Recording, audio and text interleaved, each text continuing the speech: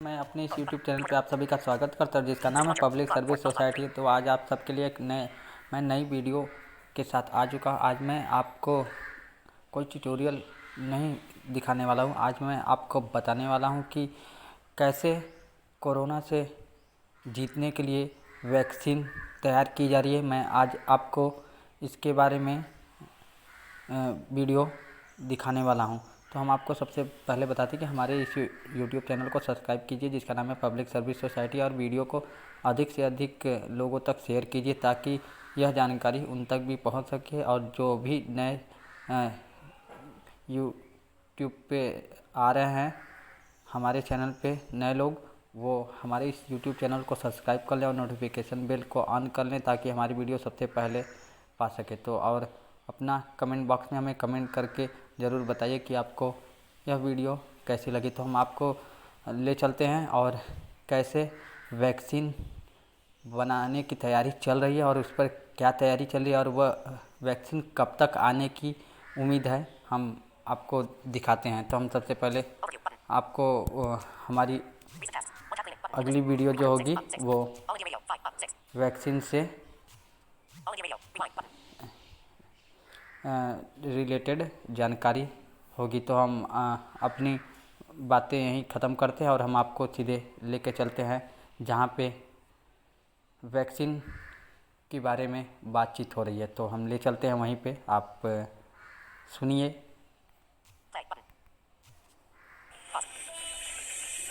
Corona दिन भर 28 मई दिन बुधवार, और आज आपके साथ मैं हूँ सारिका सिंह। कोविड-19 से मुकाबले के लिए भारत की बड़ी तैयारी, एक साथ 100 वैक्सीन बनाने की है कोशिश। There are about a total of 30 groups in India, big industry to individual academics, who are trying to develop vaccines. किसी युद्ध से भी ज्यादा अमेरिकियों ने वायरस की वजह से जान गंवाई। कैसे पहुंचा अमेरिका इस हाल में, और बताएंगे क्या कोरोना वायरस ने तोड़ दी है चरमपंथी संगठनों की भी कमर। दुनिया जहान में आज पड़ताल इसी सवाल की। टेरिटरी भी उसके हाथ से निकल गई है। रिक्रूटिंग कैपेसिटी जो थी ग्लोबली वो खत्म हो गई है, लेकिन अभी भी उनके पास 4 से 10 हजार फाइटर्स होंगे आईसीयू के पास। होगा दुनिया भर का कोरोना अपडेट भी।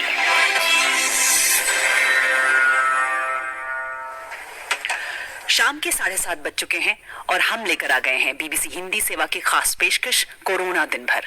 तो स्वागत है फेसबुक और यूट्यूब पर हमें सुन रहे श्रोताओं का, जो हमें सोमवार से शुक्रवार तक इसी वक्त पर सुन सकते हैं। हाँ, रेडियो पर ये उपलब्ध नहीं है। प्रोग्राम के दौरान आप अपने सवाल भी रख सकते हैं जिसका जवाब ढूंढने की हम कोशिश करेंगे। लेकिन पहले देश दुनिया की बड़ी खबरें।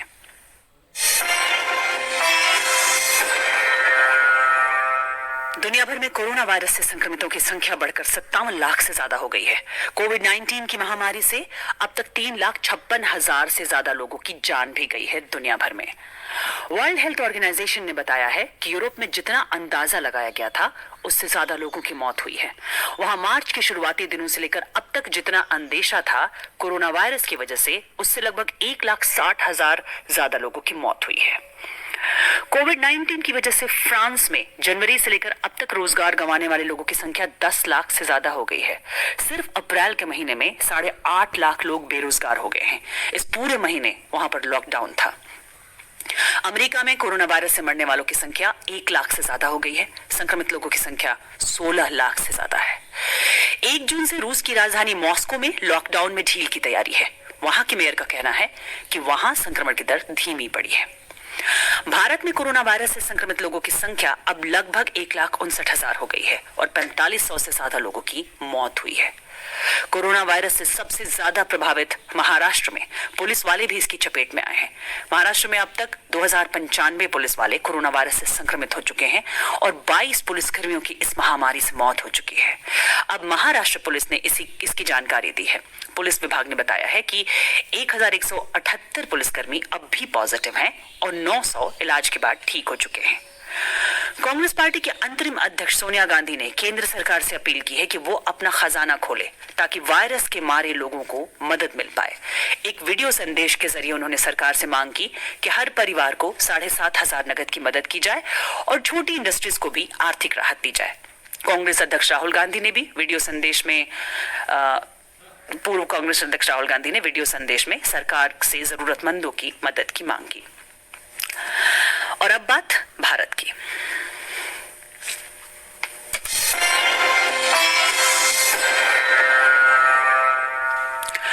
कोरोना वायरस के अब एक नहीं 100 वैक्सीन बनाने की तैयारी भारत में चल रही है। आज इसकी जानकारी दी भारत सरकार के मुख्य वैज्ञानिक सलाहकार डॉक्टर के विजय राघवन ने और कहा कि इस वक्त भारत में 30 ग्रुप कोविड-19 का वैक्सीन बनाने में जुटे हैं। Our startups have got into vaccine development in a big way, and many of our academics have got into vaccine development in a big way. So there are about a total of 30 groups in India. Doctor Raghavan ने कहा कि यहाँ पर startup के साथ साथ अकादमिक लोग भी वैक्सीन की इजाद में जुटे हैं और लगभग 30 ग्रुप हैं जो इस काम में लगे हैं और इनमें से 20 बहुत तेजी से ये काम कर रहे हैं। साथ ही उन्होंने ये भी साफ किया कि वैक्सीन बनाने में वक्त लगता है। किसी भी वैक्सीन को बनाने में 10 साल तक लग जाते हैं, पर भारत में कई लोग इसे 1 साल में ही बनाने की जुगत में लगे हैं। हालांकि उन्होंने ये भी सलाह दी कि जब तक वैक्सीन बन नहीं जाता तब तक 5 बातों का ख्याल रखना चाहिए। उसके खिलाफ हमारे पास 5 तरह के कार्य करनी चाहिए जीतने के लिए। एक तो हमारी हाइजीन ठीक होनी चाहिए, यानी मास्क पहननी चाहिए, हाथ साफ करनी चाहिए। दूसरी, सरफेसेस को साफ करनी चाहिए।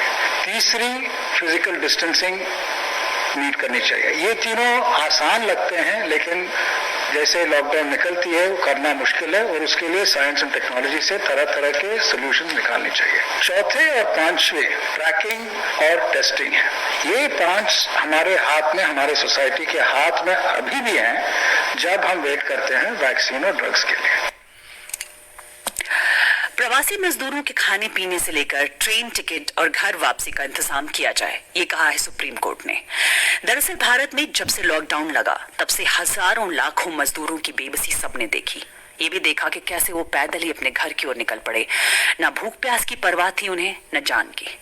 मजदूरों की इस बदहाली पर संज्ञान लेते हुए सर्वोच्च अदालत ने केंद्र सरकार, राज्य सरकार और केंद्र शासित प्रदेशों को नोटिस जारी करके पूछा था कि इनके लिए क्या किया गया है। आज इस पर तमाम सरकारों ने अपना पक्ष रखा। उसके बाद सुप्रीम कोर्ट की 3 बेंच ने एक फैसला सुनाया जिसमें कहा गया कि राज्य सरकारें मजदूरों को घर पहुंचाने की व्यवस्था करेंगे, इसके लिए उनसे किराया भी नहीं लिया जाएगा। कोर्ट के आदेश में यह भी कहा गया कि इन मजदूरों को यात्रा के दौरान खाना और पानी भी दिया जाए। जो मजदूर अभी भी पैदल जाते हुए दिखे उन्हें शेल्टर होम में ले जाया जाए। सुप्रीम कोर्ट ने साथ ही ये भी कहा कि इन मजदूरों की मदद के लिए तमाम सरकारों ने जो कोशिश की उसका नतीजा नहीं दिखा। उनकी यात्रा की व्यवस्था से लेकर खाने पीने तक के इंतजामों में कमियां दिखी। इसीलिए अब घर जाने की चाह रखने वाले इन मजदूरों के रजिस्ट्रेशन में तेजी लानी होगी। और अब बात अमेरिका की, जहां किसी भी युद्ध से जितने लोग अब तक नहीं मरे उतनी मौतें सिर्फ कुछ महीनों में कोरोना वायरस की वजह से हो गई है। अमेरिका ने कोरियन वॉर से लेकर वियतनाम और इराक तक का युद्ध लड़ा, पर जान माल का इतना नुकसान नहीं हुआ जितना इस महामारी की वजह से हुआ। आखिर क्यों और कैसे अमेरिका पर वायरस का इस कदर कहर टूटा, बता रहे हैं नवीन नेगी। कोरोना वायरस संक्रमण शुरू होने के 4 महीने के भीतर अमेरिका में 1 लाख लोगों की मौत हो गई है। बीबीसी उत्तरी अमेरिका के संपादक जॉन सोपेल का कहना है कि कोरोना से मरने वालों की यह संख्या बीते 44 सालों में कोरिया, वियतनाम, इराक और अफगानिस्तान में अलग अलग युद्धों में जान गंवाने वाले अमेरिकी महिला पुरुष सैनिकों के ठीक बराबर है। अमेरिकी राष्ट्रपति डोनाल्ड ट्रंप कोरोना वायरस को अदृश्य दुश्मन बताते रहे हैं। इसके अलावा वो इसे चीन का वायरस भी कहते रहे हैं। सोपेल कहते हैं कि कोई चाहे तो कोविड-19 से हुई मौतों की तुलना अमेरिका में कैंसर और सड़क दुर्घटनाओं में हुई मौतों से भी कर सकता है, लेकिन ये तुलना भी कम नाटकीय नहीं होगी। अलग अलग युद्ध में जान गंवाने वाले अमेरिकी सैनिकों की अगर बात करें तो साल 1950 से 1953 में हुए कोरियाई युद्ध में 36,500 अमेरिकी सैनिकों ने जान गंवाई थी। 1961 से 1975 में हुए वियतनाम युद्ध में 58,000 सैनिकों ने जान गंवाई थी। 2003 से 2011 के बीच हुए इराक युद्ध में 4,500 सैनिकों की जान गई थी। वहीं 2001 से लेकर अब तक अफगानिस्तान में चल रहे युद्ध में करीब 2,000 अमेरिकी सैनिकों ने अपनी जान गंवाई है। इसकी तुलना में कोविड-19 की बात करें तो फरवरी 2020 से अब तक 1 लाख से अधिक अमेरिकी लोगों की जान चली गई है। जॉन्स हॉपकिंस यूनिवर्सिटी के मुताबिक दुनिया भर में कोरोना वायरस संक्रमण के 56 लाख से भी अधिक मामले हैं, जबकि मरने वालों की संख्या 3,54,000 के पार पहुंच गई है। जॉन हॉपकिंस यूनिवर्सिटी के मुताबिक प्रति व्यक्ति आधार पर अमेरिका, बेल्जियम, ब्रिटेन, फ्रांस और आयरलैंड से मृत्यु दर के लिहाज से पीछे हैं। मृत्यु दर के आधार पर अमेरिका 9वें स्थान पर है। रॉयटर्स न्यूज एजेंसी की एक रिपोर्ट के मुताबिक बीते रविवार तक अमेरिका के 20 राज्यों ने अपने यहाँ कोरोना वायरस के नए मामलों में वृद्धि की पुष्टि की है। शिकागो, लॉस एंजल्स और वॉशिंगटन डीसी सहित कई महानगरीय क्षेत्रों में अभी भी कोरोना वायरस संक्रमण के मामले बहुत ज्यादा हैं। हालांकि कुछ बेहद बुरी तरह प्रभावित राज्यों में मृत्यु दर में कुछ कमी देखने को मिली है, जिनमें से एक न्यूयॉर्क भी है, जहां मरने वालों की संख्या 21,000 के करीब है। कोरोना वायरस जिस वक्त न्यूयॉर्क में अपने चरम पर था, उस वक्त वहां हर रोज सैकड़ों लोगों की मौत हो रही थी। अस्पतालों में जगह नहीं बची थी और लाश को दफन करने के लिए भी दिक्कत उठानी पड़ रही थी। अमेरिकी राष्ट्रपति डोनाल्ड ट्रंप बार बार इस बात पर जोर देते आए हैं कि अगर उनके प्रशासन ने सक्रियता नहीं दिखाई होती तो मरने वालों की संख्या अभी से 25 गुना ज्यादा होती। हालांकि आलोचक उनके शुरुआती ढुलमुल रवैये को लेकर उन पर आरोप लगाते रहे हैं। अमेरिकी राष्ट्रपति ने कोरोना वायरस संक्रमण को लेकर कयास लगाया था कि इससे करीब 50,000 से 60,000 लोगों की मौत हो सकती है और इसके बाद उन्होंने 60,000 से 70,000 और उसके बाद कहा कि मरने वालों की संख्या 1 लाख के अंदर होगी।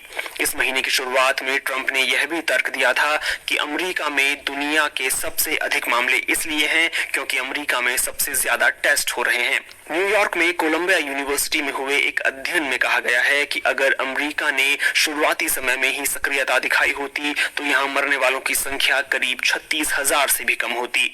1 लाख मौतों के बावजूद अमेरिकी राष्ट्रपति कई बार अर्थव्यवस्था को दोबारा खोलने की बात कर चुके हैं। करीब 3.9 करोड़ अमेरिकी कोरोना वायरस महामारी के चलते बेरोजगार हो चुके हैं। अमेरिका के सभी 50 स्टेट अपने अपने यहाँ प्रतिबंधों में ढील देना शुरू कर चुके हैं। और हमारे कई श्रोता सवाल भी पूछ रहे हैं और इनमें से माधव शर्मा ने कहा है कि क्या 3 महीने लॉकडाउन के काफी हैं संक्रमण से निजात पाने के लिए। तो माधव जी आपको ये बता दें कि तमाम सरकारें जो दुनिया भर की हैं वो अपने अपने तरीके से कोशिश भी कर रही हैं। पुख्ता तौर पर अभी कोई इसका हल नहीं मिला है। लॉकडाउन इसलिए लगाया जा रहा है ताकि लोग एक दूसरे से नजदीक आने से बचें, कांटेक्ट में आने से बचें और इन्फेक्शन कम फैले। फिलहाल जिन जिन देशों में थोड़ा संक्रमण पर काबू किया गया है वहां ढील दी जा रही है लॉकडाउन में, लेकिन क्या लॉकडाउन दोबारा लौटेगा इस बारे में अभी कुछ नहीं कहा जा सकता है। एक श्रोता ने हमसे ये भी पूछा है कि अंडमान निकोबार का हाल बताइए। तो वहां पर आपको बता दें 33 एक्टिव केस और उनमें से 33 ठीक भी हो चुके हैं, किसी की मौत की खबर नहीं है। राम सिंह ने ये पूछा है कि क्या लॉकडाउन आएगा जाएगा। तो जैसा कि हमने आपको अभी बताया, लॉकडाउन अभी आया है, थोड़ी थोड़ी ढील दी गई है, लेकिन क्या फिर से वापस लॉकडाउन की सख्ती बढ़ती जाएगी, अभी इस बारे में कुछ नहीं कहा जा सकता है।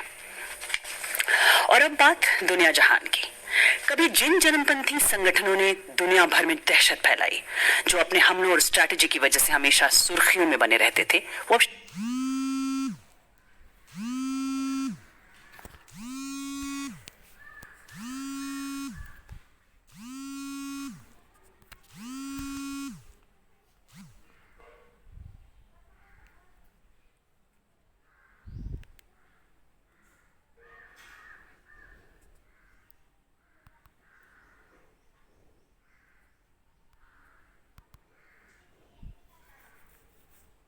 और कुछ एक्सपर्ट से उसका जवाब तलाशने की कोशिश।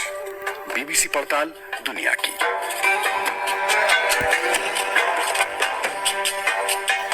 क्या आपने इस बात पर कभी गौर किया है कि साल 2020 के पहले 5 महीनों में जब कोरोना वायरस ने पूरी दुनिया को हिलाकर रख दिया, उस दौरान टेररिस्ट अटैक से जुड़ी खबरें अंतर्राष्ट्रीय मीडिया में पहले की तरह नजर नहीं आई। हमने देखा कि कैसे दुनिया के तमाम देश कोरोना वायरस से जूझते रहे और लंबे समय तक जारी लॉकडाउन की वजह से मजबूत अर्थव्यवस्थाएं भी लड़खड़ा गईं। क्या इसका असर टेररिस्ट ऑर्गेनाइजेशंस पर भी पड़ा है? तो इस हफ्ते हम ये सवाल पूछ रहे हैं कि कहीं ऐसा तो नहीं कि कोरोना वायरस ने इस्लामिक स्टेट और तालिबान जैसे चरमपंथी संगठनों की भी कमर तोड़ दी। इस सवाल का जवाब तलाशने के लिए हमें कुछ विशेषज्ञों से बात करनी होगी। पार्ट 1, खामोशी तूफान से पहले की। सुनामी आने से पहले या अर्थक्वेक आने से पहले या वॉल्केनो एरप्शन होने से पहले सब कुछ शांत नजर आता है। ये है प्रोफेसर कमाल पाशा, दिल्ली की जवाहरलाल नेहरू यूनिवर्सिटी में मध्य पूर्व मामलों के जानकार, हमारे पहले विशेषज्ञ। जानकार मानते हैं कि कोरोना वायरस के आने से पहले ही इस्लामिक स्टेट की हालत खस्ता हाल हो चुकी थी।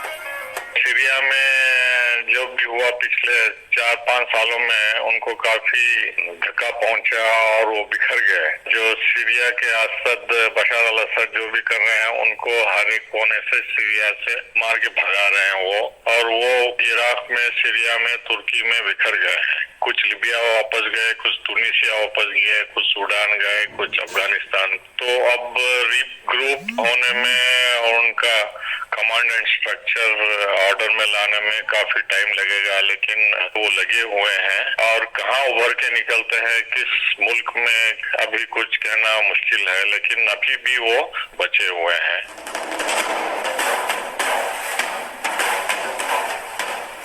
इसमें कोई संदेह नहीं कि इस्लामिक स्टेट के जो लड़ाके बचे हुए हैं उनमें अब पहले जैसी ताकत नहीं रही। कोरोना वायरस के संक्रमण ने इस्लामिक स्टेट में हुए बिखराव को और बढ़ा दिया है। हमारे पहले एक्सपर्ट प्रोफेसर कमाल पाशा से जब हमने पूछा कि क्या इस दुनिया में कुछ ऐसे भी देश हैं जो इस्लामिक स्टेट के कमजोर पड़ने से खुश नहीं है, तो सुनिए इसके जवाब में उन्होंने क्या कहा। सबसे बढ़ के जो अहम देश है सऊदी अरेबिया है, ये बैकबोन बना के वो ईरान के खिलाफ यूज करना चाहते हैं। और सऊदी अरेबिया के पीछे इजराइल होता है, अमेरिका होता है और यूरोपीय देश भी होते हैं। तो उनका मेन मकसद है कोई आंच इजराइल पे ना आए, कोई आंच सऊदी हुकूमत या रॉयल फैमिली पे ना आए।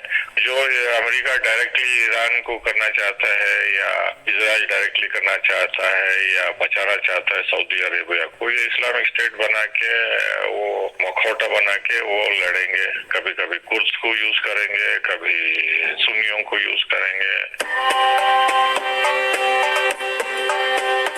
पिछले साल तक ये माना जा रहा था कि इस्लामिक स्टेट अबू बकर अल बगदादी के नेतृत्व में अफ्रीका से ऑस्ट्रेलिया तक अपने पांव पसार रहा है, लेकिन अमेरिकी कार्रवाई में बगदादी के मारे जाने के बाद इस्लामिक स्टेट को बड़ा झटका लगा है। इस्लामिक स्टेट ने अबू इब्राहिम अल हाशमी को अपना नया नेता चुना, लेकिन इससे पहले कि अबू इब्राहिम का पैर बगदादी के जूते में फिट हो पाता, कोरोना वायरस ने जमीनी हालातों को बदल दिया। पार्ट 2, तलाश मौके की। जानकार मानते हैं कि अलकायदा के बाद इस्लामिक स्टेट ही वो चरमपंथी संगठन था जिसने सारी दुनिया का ध्यान अपनी ओर खींचा। इस्लामिक स्टेट अलकायदा और अन्य चरमपंथी संगठनों से इस मायने में अलग था कि उसने इराक और सीरिया के बड़े हिस्से पर कब्जा किया। यही वजह है कि इस्लामिक स्टेट के समर्थकों की नजर में जमीन का वो हिस्सा किसी अलग मुल्क की तरह लगने लगा। इस हद तक के 2015 में 3 बच्चे शिकागो से वो बाकायदा टिकट खरीद के जा रहे थे इस्लामिक स्टेट को। ये है अमेरिका की डेलावेयर यूनिवर्सिटी में अंतर्राष्ट्रीय मामलों के जानकार प्रोफेसर मुक्तदर खान। उनका जो केस FBI ने पकड़ा उनको बड़े हैरत अंगेज था। वो बाकायदा ऐसा माइग्रेट कर रहे थे जैसे कि लोग दूसरे मुल्कों को जॉब के लिए माइग्रेट करते, जैसे दुबई जाते हैं जॉब करने के लिए, वो उस तरह ISIS के स्टेट को जा रहे थे। तो ये जो इल्यूजन था कि वो स्टेट है, वो मेजर रिक्रूटमेंट था। लेकिन 2017 के बाद से जब वो टेरिटरी लूज करना शुरू कर दिया और सदर ओबामा के आखिरी फेज में और ट्रम्प के अर्ली फेज में, याद होगा उन्होंने मदर ऑफ ऑल बॉम्ब्स भी ड्रॉप किया था। तो वो असॉल्ट में जब टेरिटरी लूज होने लगी तो उसके वो विनर का जो ऑरा खत्म हो गया ISIS का, उससे वो सारी जो एक्सटेंशन थे वो खत्म हो गए। तो उससे ये हुआ है कि ISIS श्रिंक हो गया है, टेरिटरी भी उसके हाथ से निकल गई है। रिक्रूटिंग कैपेसिटी जो थी ग्लोबली वो खत्म हो गई है, लेकिन अभी भी उनके पास 4 से 10 हजार फाइटर्स होंगे ISIS के पास, और ये डेजर्ट में बैठे हुए हैं।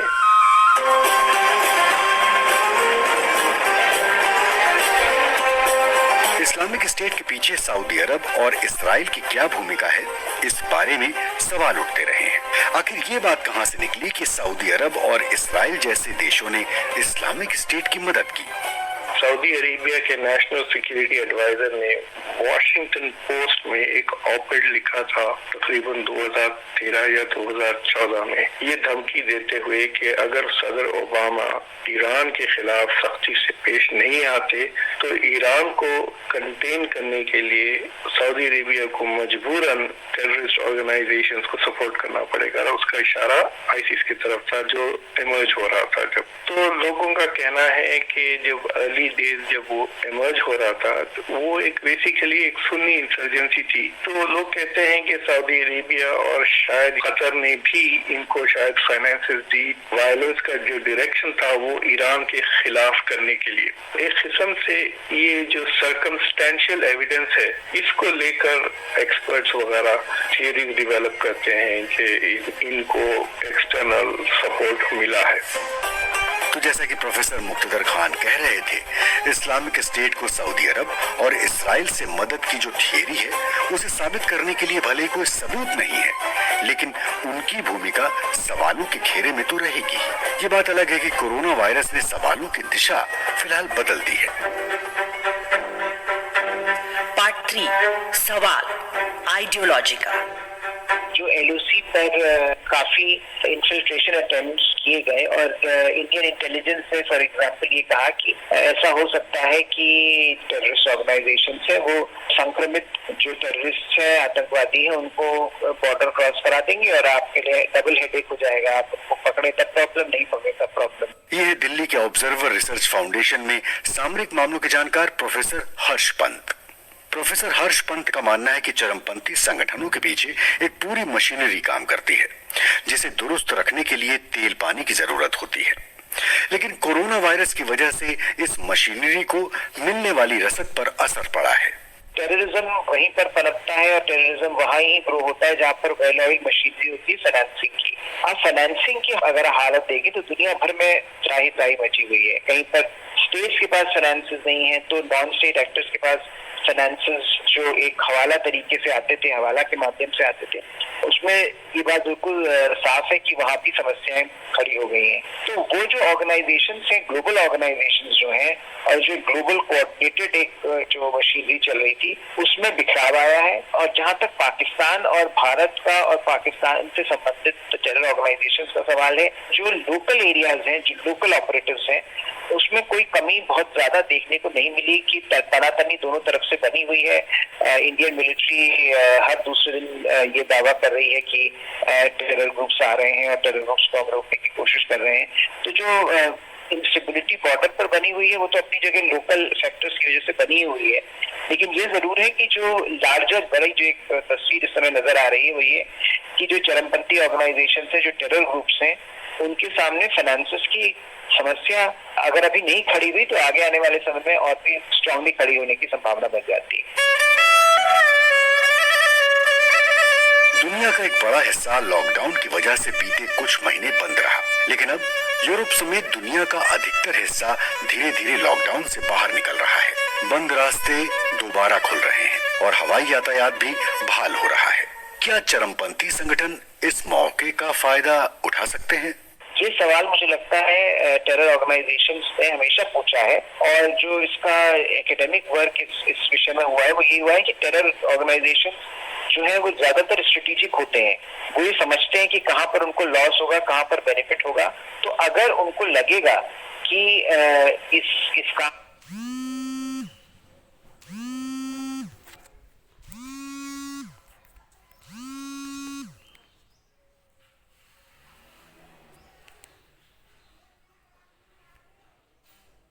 डायमेंशंस बदल रहे हैं।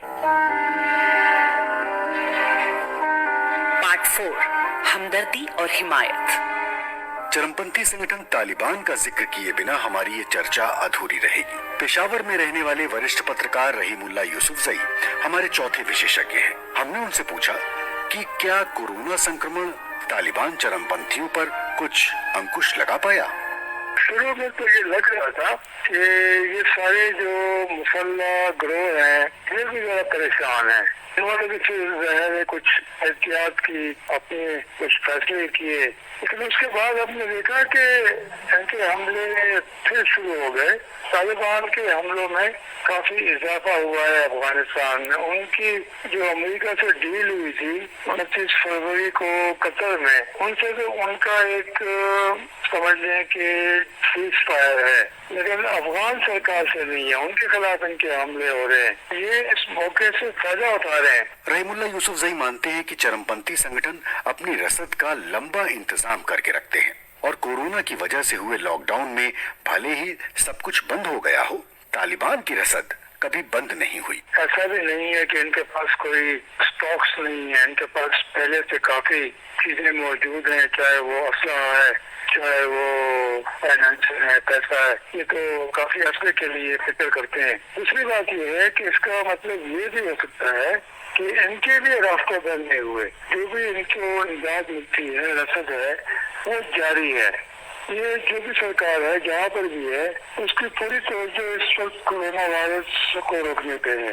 तो ऐसा भी हुआ है कि जो बाकी काम करने के हैं, इस तरह टेररिज्म का मुकाबला करना है, उसके ऊपर तवज्जो देना कम हो गई है। तो पाकिस्तान में भी कई हमले हुए, अफगानिस्तान में भी हो रहे हैं, बाकी जगहों पे भी हो रहे हैं।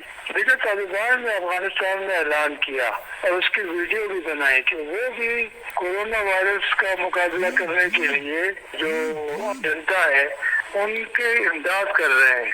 उन्होंने भी वहाँ पर काफी कैंपेन चलाई है। तो मेरे ख्याल में ये इनके लिए एक मौका भी है कि एक तो ये अपने हमलों में इजाफा करें, सरकार को कमजोर करें। दूसरी बात ये है कि वो जनता की हमदर्दी और हिमायत हासिल करें। बात चाहे इस्लामिक स्टेट की हो या तालिबान की, कोरोना वायरस ने सबको प्रभावित किया है, लेकिन इतना भी नहीं कि उनका आतंक खत्म हो गया हो। इनके अलावा और भी कई चरमपंथी संगठन हैं जिन्हें दुनिया किसी बड़े नाम से नहीं जानती। जानकार मानते हैं कि कोरोना वायरस की वजह से बदले हालात में चरमपंथियों ने भी अपनी रणनीति बदली है और फिलहाल सबको तलाश है बस एक मौके की।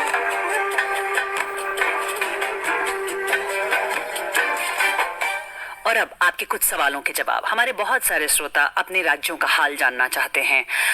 हमसे इफ्तिकार ने पूछा है जम्मू कश्मीर का हाल, तो आपको बता दें वहाँ 1921 कुल मामले हैं और कंफर्म्ड मामले हैं। 854 उनमें से ठीक हो चुके हैं, 26 लोगों की मौत हुई है। आचल नागालैंड का हाल जानना चाहते हैं। 4 वहाँ पर कुल मरीज हैं, किसी की भी मौत नहीं हुई है और ठीक भी उनमें से कोई नहीं हुआ है, यानी 4 का आंकड़ा है नागालैंड में। राजस्थान का भी हाल पूछा है हमसे, तो वहां पर 7,703 कुल मामले हैं, 4,457 ठीक हो चुके हैं और 173 की वहां पर मौत हुई है। संदीप ने पूछा है कि चीन में क्या कोरोना खत्म हो गया है, तो आपको बता दें जॉन्स हॉपकिंस यूनिवर्सिटी के आंकड़ों के मुताबिक वहां पर कुल 84,106 मामले दिखा रहा है। हालांकि कुछ नए इन्फेक्शन के मामले आए थे, उसके बाद वुहान शहर में एक टेस्ट चलाया गया था कि हर किसी का टेस्ट होगा। इसका मतलब ये है कि कुछ नए संक्रमण के मामले वहां अब भी आ रहे हैं।